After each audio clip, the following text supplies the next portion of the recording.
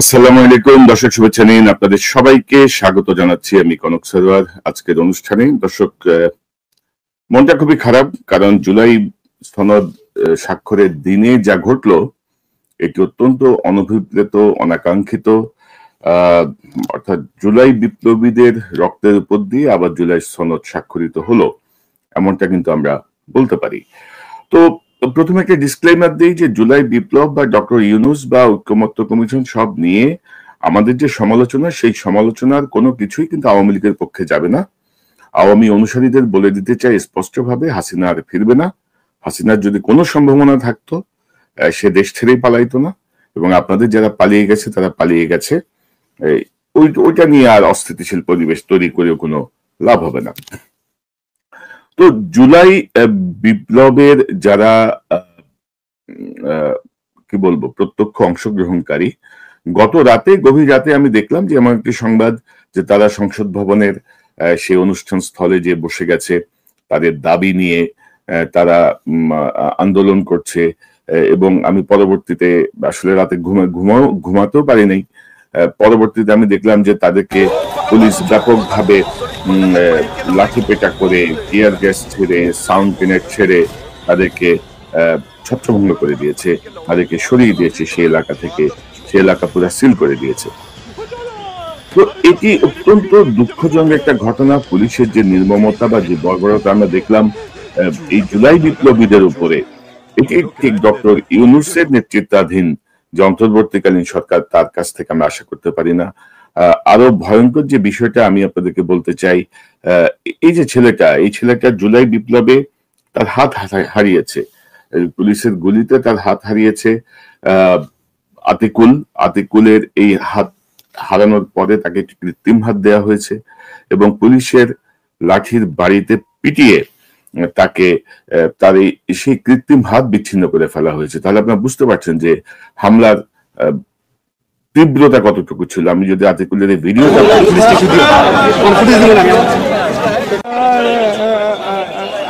নাগরিক টিভিতে আপনি দেখেন, ছেলেটার কান্না দেখেন, এই জুলাই বিপ্লবী তার হাত বিচ্ছিন্ন করে পুলিশ পিটিয়ে। এই যে নির্মমতা, এই নির্মমতার কোনো প্রয়োজন ছিল? এখন এই আতিকুলের উপরে বাংলাদেশের সার্বভৌম আন্দোলন নামে একটি সংগঠন গত নভেম্বরে একটি তথ্যচিত্র করেছিল যারা জুলাই বিপ্লবে আহত তাদেরকে নিয়ে।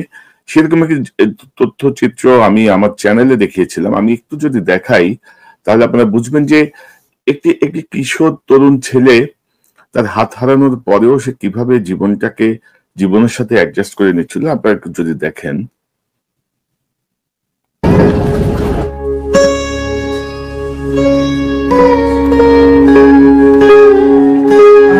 আগে ছোটবেলা যেরকম খাওয়াইতাম, সেবা নিতাম, আবার এরকমই নিতেছি। আমি আনন্দই পাই যে আমার ছেলে ছোট। মানে আমার আগের মতো যদি খাবার ফিলটা নাও পাই তো আমার মেনে নিতে হবে, যেটা খেতে হবে, কিছু করার নেই। তবে যখন আমার এত অবস্থা হয়ে যাবে তখন আমার ঠিক হয়ে যাবে হয়তো।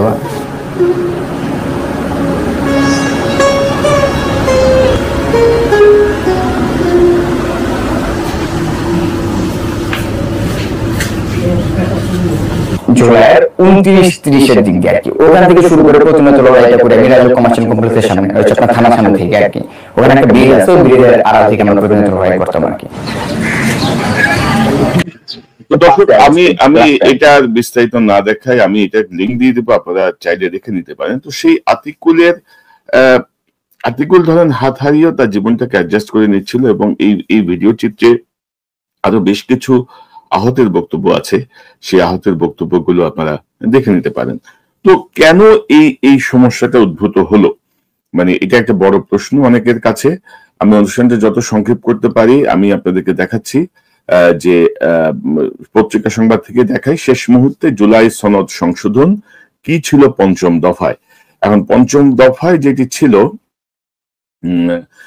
যে গণ অভ্যুত্থান পূর্ব 16 বছরের ফ্যাসিবাদী গণতান্ত্রিক সংগ্রামে গুম, খুন ও নির্যাতনের শিকার হওয়া ব্যক্তিদের এবং 2024 সালে জুলাই আগস্টের গণ অভ্যুত্থানকালে সংঘটিত সব হত্যাকাণ্ডের বিচার, শহীদদের রাষ্ট্রীয় মর্যাদা প্রদান ও শহীদ পরিবারগুলোকে যথোপযুক্ত সহায়তা প্রদান এবং আহতদের সুচিকিৎসা ও পুনর্বাসনের ব্যবস্থা নিশ্চিত করব এবং তাদের আন্দোলনের এক পর্যায়ে এসে সংসদ ভবনের সামনে জাতীয় ঐক্যমত্য কমিশনের মহাপণ্ডিতেরা তারা সংশোধিত হয়েছে বলে তাদেরকে সান্ত্বনা দেন এবং তারা বলেন সংশোধিত দফায় হবে গণ অভ্যুত্থান পূর্ব বাংলাদেশের 16 বছরের আওয়ামী ফ্যাসিবাদ বিরোধী গণতান্ত্রিক সংগ্রামে গুম খুন ও নির্যাতনের শিকার হওয়া ব্যক্তিদের এবং 2024 সালে জুলাই আগস্ট গণ অভ্যুত্থানকালে ফ্যাসিস্ট আওয়ামী লীগ ও তার সহযোগী আইন শৃঙ্খলা বাহিনীর কতিপয় সদস্যদের দ্বারা সংগঠিত সব হত্যাকাণ্ডের বিচার, শহীদদের রাষ্ট্রীয় মর্যাদা প্রদান ও শহীদ পরিবারকে এবং আহত জুলাই বীর যোদ্ধাদের যথোপযুক্ত সহায়তা প্রদান এবং মাসিক ভাতা, সুচিকিৎসা, পুনর্বাসন ব্যবস্থা এবং শহীদ পরিবার ও আহত বীর যোদ্ধাদের আইনগত দায় মুক্তি, মৌলিক সুরক্ষা ও নিরাপত্তা নিশ্চিত করব।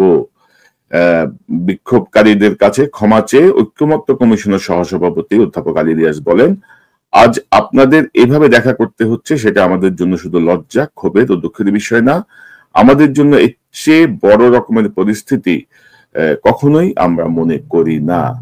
অর্থাৎ আপনারা দেখেন যে তারা আগের রাত থেকে যখন আন্দোলন করছিল যে এই 5 নম্বর দফাটা সংশোধন করতে হবে, তাদেরকে আইনি সুরক্ষার বিষয়টি সুস্পষ্ট ঘোষণা থাকতে হবে এবং প্রত্যেকটা দল সেখানে স্বাক্ষর করতে হবে, তখন কিন্তু তারা কোনো গা করে নাই। এটি হচ্ছে আমি আলী রিয়াজের এই যে কথা, এটি হচ্ছে গতকাল অর্থাৎ 17ই অক্টোবর, মানে আজকে আমাদের এখানে 17ই অক্টোবর দিন, 17ই অক্টোবরের কথা, কিন্তু 16ই অক্টোবর বিবিসি বাংলার সাথে আলী রিয়াজের যে সাক্ষাৎকার, সেখানে তিনি বলেছেন জুলাই সনদের খসড়া আর সংশোধনের সুযোগ নেই, তবে পরেও থাকবে স্বাক্ষরের সুযোগ। তা আপনারা দেখতেছেন তো জ্ঞান পাপীরা ডাবল স্ট্যান্ডার্ড, তিনি এখানে সংশোধন দিয়ে দিচ্ছেন, আবার তিনি বলছেন জুলাই সনদ আর সংশোধনের সুযোগ নেই। তো এই যে একটা অবস্থা আর কি, অর্থাৎ যে ছেলেগুলো জুলাই বিপ্লবে অংশ নিল, এই যে 1400 ছাত্র জনতা মারা গেল, আহত হলো, চোখ হারালো, হাত পা হারালো, তাদের ব্যাপারে সরকারের কি ভূমিকা? আমি যদি একটু দেখাই যে সরকারের এক উপদেষ্টা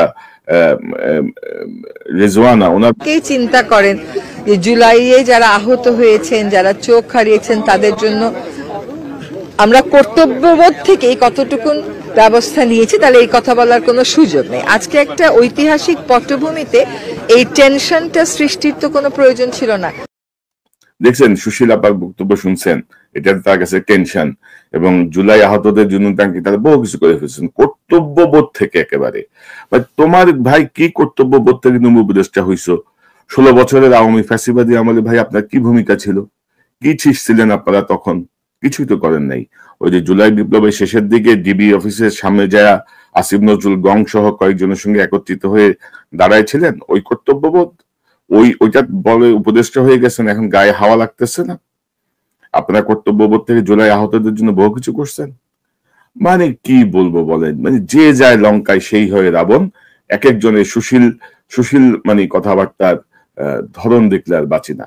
এখন আসেন জুলাই সনদ অনুষ্ঠানে ডক্টর ইউনুস মহোদয় কি বলেছেন, মহামহোপাধ্যায় ডক্টর মোহাম্মদ ইউনুস, তিনি তার কথা একটু শুনি। জন্য আজকে নবজন্ম, আমাদের নবজন্ম হলো আজকে। এই স্বাক্ষরের মাধ্যমে আমরা নতুন বাংলাদেশের সূচনা করলাম। সেটা যেন সঠিকভাবে আমরা যেতে পারি, এটার জন্য আমরা আল্লাহর মেহেরবানি চাই। যেই তরুণরা এই দিনটিকে সম্ভব করেছে,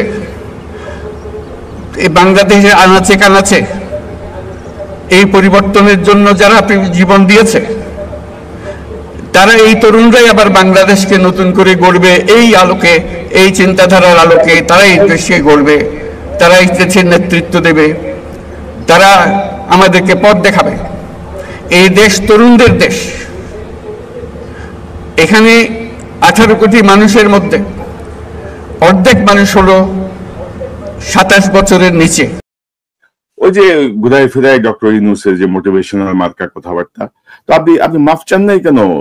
আপনি এই যে ছাত্রদের উপরে যে পুলিশের যে বর্বরোচিত হামলা করলো পুলিশ, এই যে জুলাই বিপ্লবীদের উপর যে লাঠিচার্জ করলো, তাদের যে রক্তপাত হলো, তারা যে হসপিটালে গেল, এটার জন্য আপনি ক্ষমা চান নাই কেন? আপনাদের আলী রিয়াজ ক্ষমা চায় নাই কেন? আপনাদের একটা বান্দা ক্ষমা চান নাই কেন?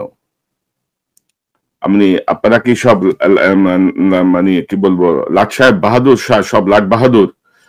মানে আপনি আইসা বলবেন ছাত্ররা আমাকে নিয়োগ দিয়েছে, ছাত্ররা যতদিন চায় আমি ততদিন থাকবো। এখন কি জানা গজায় গেছে আপনার? ছাত্রদেরকে পিটাবেন, আবার মচমচ কথা বলবেন, মোটিভেশনাল স্পিচ মারবেন।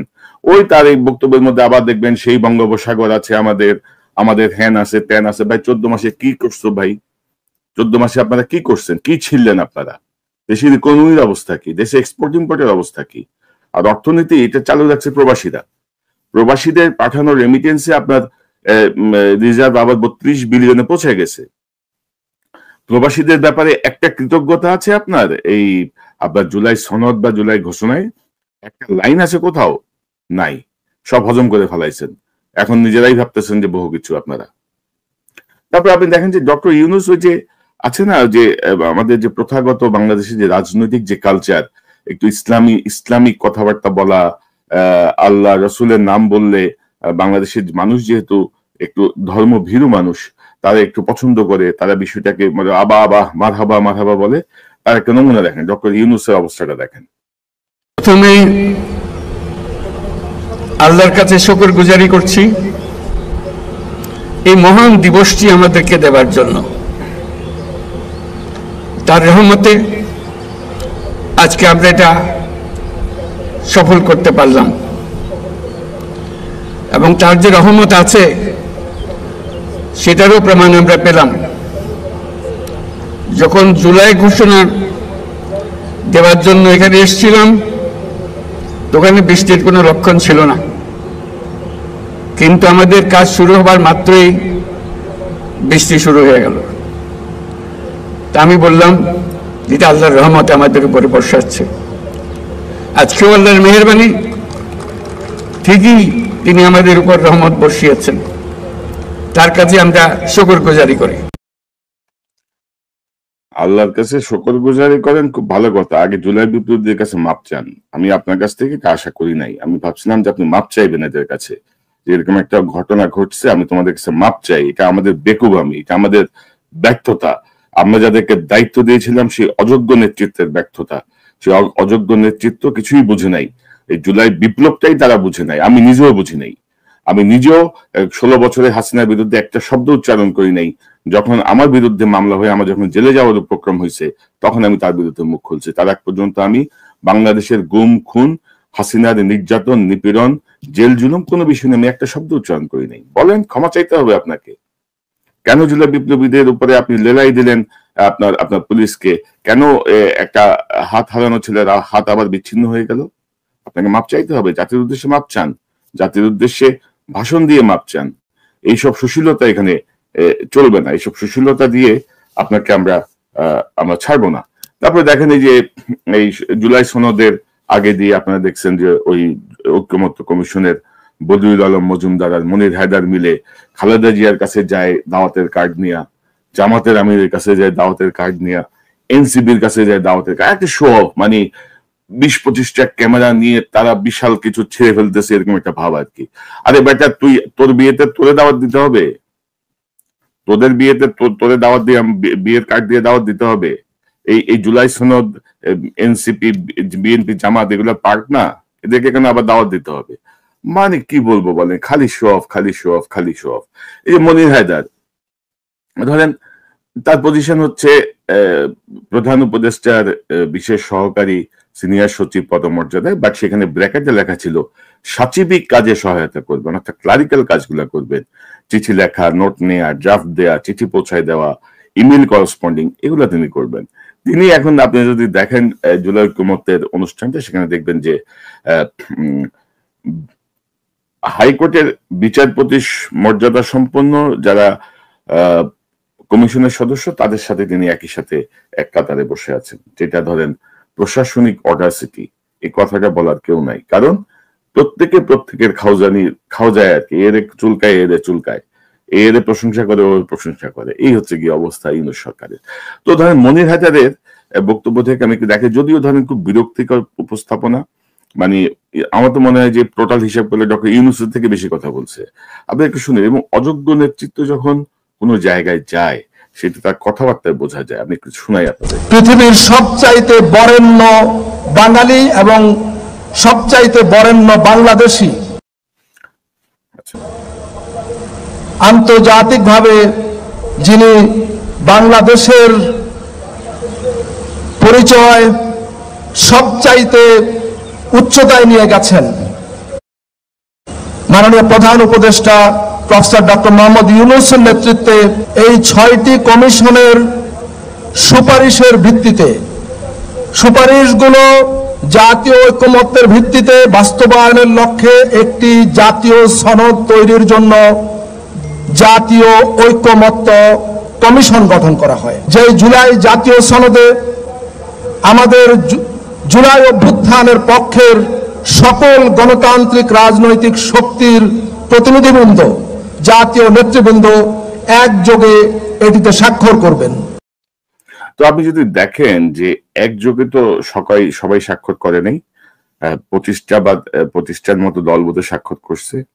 এনসিপি যারা জুলাই বিপ্লবের মূল স্টেক হোল্ডার, মূল নেতৃত্ব, তারাই সেখানে আসে নাই। এই কথাটা কিন্তু সে তার বক্তব্যে বলে নাই, মিশা কথা মেরে দিছে। আর ডক্টর ইউনূসের তেলটা তো দেখছেন, ডক্টর ইউনূস একই সঙ্গে নাকি বাঙালি, একই সঙ্গে বাংলাদেশি, পুরা বিশ্বে বাংলাদেশকে নাকি আর কেউ নাই নাকি। এই যে ধরেন মানে কি বলবো ভাই, আমি এগুলো বলতেও চাই না। এই যে অযোগ্য নেতৃত্ব, মানে ঐকমত্য কমিশনের নামে এই মানে গত 15 ফেব্রুয়ারি থেকে শুরু করে তারা বোধহয় 44টা বৈঠক করছে, খানা পিনা, চা কফি, ভাত, মাংস, বিরিয়ানি, মানে রাষ্ট্রীয় যে পরিমাণ খরচ তারা উড়াইছে আর কি, আর নিজের ফুংফাং তো আছেই। তো কি ঘোড়ার ডিম অশ্বডিম্ব প্রসব করছে। আমি এই যে ঐকমত্য কমিশনের টোটাল 40 পাতার এই যে জুলাই সনদ, এটি আমি পড়ছি, এটি নিয়ে একটু বিস্তারিত বিশেষজ্ঞ মতামত নিয়ে একটা অনুষ্ঠান আনবো। আমার মনে হয় না যে খুব ভালো কিছু হয়েছে এখানে আর কি। মানে জুলাই সনদ যারা দিচ্ছেন তারা আসলে কতটুকু মানে বোদ্ধা বা কতটুকু সাংবিধানিক জ্ঞান রাখেন বা কতটুকু রাজনৈতিক জ্ঞান রাখেন, এগুলো নিয়ে অন্য অনেকের মতো আমারও প্রবল সন্দেহ আছে। তারপরে আপনারা আরেকটা বিষয় যদি দেখেন, আমি আপনাদেরকে যদি আরেকটা বিষয় যদি দেখাই, এই যে ধরেন জামাতে ইসলামী বাংলাদেশ, জামাতে ইসলামীর ধরেন তারা কদিন আগেই বলে দিল যে তারা জুলাই সনদে স্বাক্ষর করবে না। এটা হচ্ছে পিয়ার ছাড়া জুলাই সনদে স্বাক্ষর করবে না জামায়াত। এটা 16ই অক্টোবরের কথা, 16ই অক্টোবর, অর্থাৎ জুলাই সনদ স্বাক্ষর করার একদিন আগে জামাতের সেক্রেটারি জেনারেল এই কথাটা বলছেন। তারপরে ধরেন জামাতের নায়েবে আমির আব্দুল্লাহ মোহাম্মদ তাহের সাহেব, তিনি বলছেন আইনি ভিত্তি ছাড়া জুলাই সনদে স্বাক্ষর করবে না জামায়াত। নায়েবে তিনি বলেছেন এটা গত 31শে জুলাই। তো কালকে কিন্তু তারা যে সুর করে কিন্তু তারা জুলাই সনদে সাইন করে দিয়েছেন। এখন এটা কি সরকারের উপরে চাপ সৃষ্টি করে ইন্টারনাল কোনো ফায়দা নেয়া? তারা কি মানে ধরেন তারা কি আবারও রং ডিসিশন, রং ওয়েতে আগাচ্ছেন? আবার বলবেন যে আমাদের ভুল ছিল, আমাদের রাজনৈতিক সিদ্ধান্তে ভুল ছিল। আপনারা কেন এই খেলাগুলো আবার নতুন করে খেলছেন? এটা কি আমাদের দেশের জন্য ভালো হচ্ছে? এটা কি স্টেবল পলিটিক্যাল সিচুয়েশনের দিকে আমরা যাচ্ছি? এখন ধরেন বিএনপি বা জামাত যদি না যেত, তাহলে বা ধরেন বিএনপি গেল, জামাত যদি না যেত, এনসিপি যদি না যেত, ইতিমধ্যে 4টা বাম ঘরানার দল বলছে তারা যাবে না, তাহলে এটা নিয়ে হয়তো আমরা আরো সময় নিতে পারতাম একটা ঐক্যমত্যে পৌঁছানোর জন্য। তো জামাতের এই খেলা আসলে কি খেলা, এটি আমরা কেউ বুঝতে পারছি না। এবং আমার কেন যেন মনে হচ্ছে যে জামাত কোন রং পথে আবারও হাঁটছে। আমার মনে হয় যে সেটি শুভবুদ্ধির কাজ হবে না। বিএনপি তাদের বেশ কিছু নোট অফ ডিসেন্ট দিয়ে রেখেছে। ইতিমধ্যে আমি দেখলাম যে বিএনপির সালাউদ্দিন সাহেব তিনি এই যে জুলাই সনদের এই যে সংশোধনীটা ওনার ফেসবুক পেজও দিয়েছেন যে এই সংশোধন হচ্ছে। তো কেন রে ভাই, শেষ মুহূর্তে কেন আপনাদের এই তাড়না তৈরি হলো? তো অর্থাৎ দর্শক, সব মিলিয়ে আমরা আসলে একটা খুব বাজে অবস্থার মধ্য দিয়ে যাচ্ছি। এবং আমার কেন যেন মনে হচ্ছে যে ডক্টর ইউনূসের নেতৃত্বাধীন যন্ত্রবর্তীকালীন সরকার, এই ঐক্যমত্য কমিশন, সকল পণ্ডিতেরা আসলে তাদের সেফ এক্সিটের কথা ভাবছেন। তাদের সেফ এক্সিটের জন্য তারা লামছাম কিছু একটা করে পিটায় পাটায় মেরে টেরে মোটামুটি একটা জিনিস দাঁড় করাই দিয়ে তারা বিদায় নিতে চাচ্ছেন। কিন্তু সেফ এক্সিট কিন্তু কোনো রাজনৈতিক দল দিতে পারবে না আপনাদেরকে। সেফ এক্সিট কিন্তু সেনাবাহিনী দিতে পারবে না আপনাদেরকে। সেফ এক্সিট দিতে পারে একমাত্র বাংলাদেশের জনগণ, বাংলাদেশের ছাত্র জনতা, এবং তারা যদি আবার রুখে দাঁড়ায় পালানোরও পথ পাবেন না। অতএব নিজের রুটের কথা খেয়াল রাখেন, কোত্থেকে আসছেন, কি দায়িত্ব নিয়ে আসছেন, কি করবেন। আর দর্শক, আজকে থেকে 17ই অক্টোবর আজকে এখানে আমি যদি ধরি যে 15ই ফেব্রুয়ারির মধ্যে নির্বাচন হবে, তাহলে আর হাতে কয় মাস? নভেম্বর, ডিসেম্বর, জানুয়ারি, ফেব্রুয়ারি, 4 মাস, 120 দিন। আপনাদের মনে হচ্ছে নির্বাচনের দিকে আমরা যাচ্ছি? আপনাদের মনে হচ্ছে যে প্রশাসন ক্লিন হয়েছে নির্বাচনের জন্য? আপনাদের মনে হচ্ছে যে সেনাবাহিনীর ক্লিন হয়েছে নির্বাচনের জন্য? আমরা কি আদৌ নির্বাচনের দিকে যাচ্ছি, নাকি জুলাই সনদের মতো ওই নির্বাচনের তারিখ একটা হসপস ভেজাল বুজাল লাগায় আল্লাহ রসুলের নাম টাম বলে বৃষ্টি হয়েছে বৃষ্টি হয় না এইসব বলে জনগণকে আবারও বিভ্রান্ত করে তারা দেশ ছেড়ে পালাবেন? এমন পরিস্থিতির দিকে কি আমরা যাচ্ছি? আমার কথা অনেকে ভালো লাগতে পারে, অনেকে ভালো নাও লাগতে পারে। ভালো লাগলে দেখবেন, ভালো না লাগলে দেখবেন না, কিন্তু যতটুকু বলা দরকার ততটুকু তো বলতে হবেই। এখন 5ই আগস্টের পর থেকে আমরা দেখছি যে ইউনূস সাহেবের পক্ষে কথা বললে বিএনপি জামাত গালাগালি করে, বিএনপির কথা বললে জামাত গালাগালি করে, জামাতের পক্ষে বললে বিএনপি গালাগালি করে। অর্থাৎ আমরা একটা অদ্ভুত একটা অবস্থার মধ্য দিয়ে আমরা এই সময়গুলো পার করছি, কিন্তু আমাদের সংগ্রাম অব্যাহত থাকবে। আমরা বাংলাদেশের পক্ষে, সবার আগে বাংলাদেশ, এর বাইরে আমাদের কোনো অবস্থান নাই, কোনো দলের প্রতি কোনো মহব্বত, ভালোবাসা, কোনো ধরনের কোনো স্পেশাল কনসিডারেশন নাই। বাংলাদেশের মানুষ, বাংলাদেশ আমাদের কাছে প্রথম অগ্রাধিকার পাবে এবং পেয়েছে এবং পাবে ইনশাল্লাহ। আর আমরা বলি শেষে যে মাঝখানে কোন একটা বাংলাদেশের একজন মনীষীর একটা প্রবন্ধে পড়ছিলাম যে বাঙালি আন্দোলন করে, প্রতিবাদ করে, আন্দোলনে নামে, রাস্তায় নামে, বুকে রক্ত দেয়, আন্দোলনে বিজয়ী হয়, কিন্তু পরক্ষণে তারা ভুলে যায় যে তারা কেন আন্দোলন করেছিল। এই জুলাই বিপ্লবের পরে এই যে কার্যক্রম যা দেখছি, যা মনে হচ্ছে, তাতে মনে হচ্ছে আমরা ভুলেই গেছি যে কেন আমাদের এই আন্দোলন ছিল, কেন এই 1400 মানুষ বুকে রক্ত দিল, আমাদের লক্ষ্য কি ছিল। আশা করি এই অনুষ্ঠান যারা দেখছেন তারাও এই সরকারের উপরে চাপ সৃষ্টি করবেন।